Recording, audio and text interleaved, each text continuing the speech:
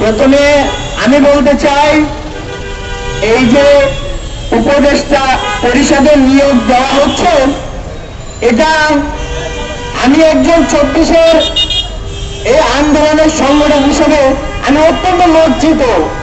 কোন প্রক্রিয়ায় এই উপদেষ্টা প্যানেল তাদের উপদেষ্টাকে নিয়োগ দিচ্ছে এটা আসলে আমরা জানতে পারছি না।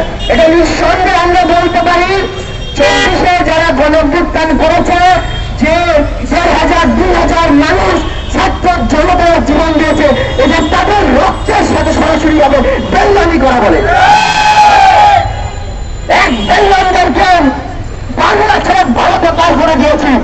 এই উপদেষ্টা পরিষদ যদি আবার বেইমানি করেন, চিন্তা ভাবনা করেন, খোদার কসম মনে দিচ্ছি এই 24-এর অভ্যুত্থান আবার সামনে দেখতে পারে।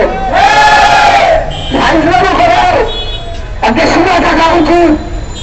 আপনারা বলতে পারেন আমরা ছাত্র নেতা হিসেবে কেন দেশের সম্পর্কে এই ধরনের জাতীয় পর্যায়ে নিউজ কথা বলবো, কিন্তু আমাদের কেমন তোমার পক্ষ আমাদের রক্তের উপর দিয়ে দাঁড়িয়ে আপনারা চট্টগ্রাম মার্কায় প্যানেল বানাবেন, এই সবাইকে সরকার বানাবেন। এই সরকারের নিগতি করি আমরা। এই সরকার যদি কালভাবে করেন, ঠিক যেভাবে 24-এর অভ্যুত্থান ঘটেছে, প্রয়োজন হলে এই বিপ্লবের পরে আরো একবার বিপ্লব আমরা এই বাংলার মাটিতে আমরা ঘটাবো। বিরানি থাকবেন, শিল্পের হাত আতর চলে গেল, শিল্প কিন্তু থাকবে।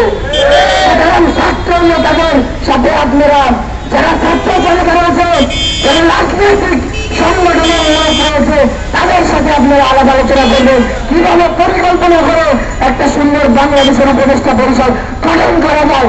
নতুবা মানে আপনারাও ঠিক থাকেন, আপনাদেরকেও বিদায় নেওয়ার বা বিদায়ের ঘন্টা নিয়ে পৌঁছেছে। ধন্যবাদ সবাইকে। ধন্যবাদ।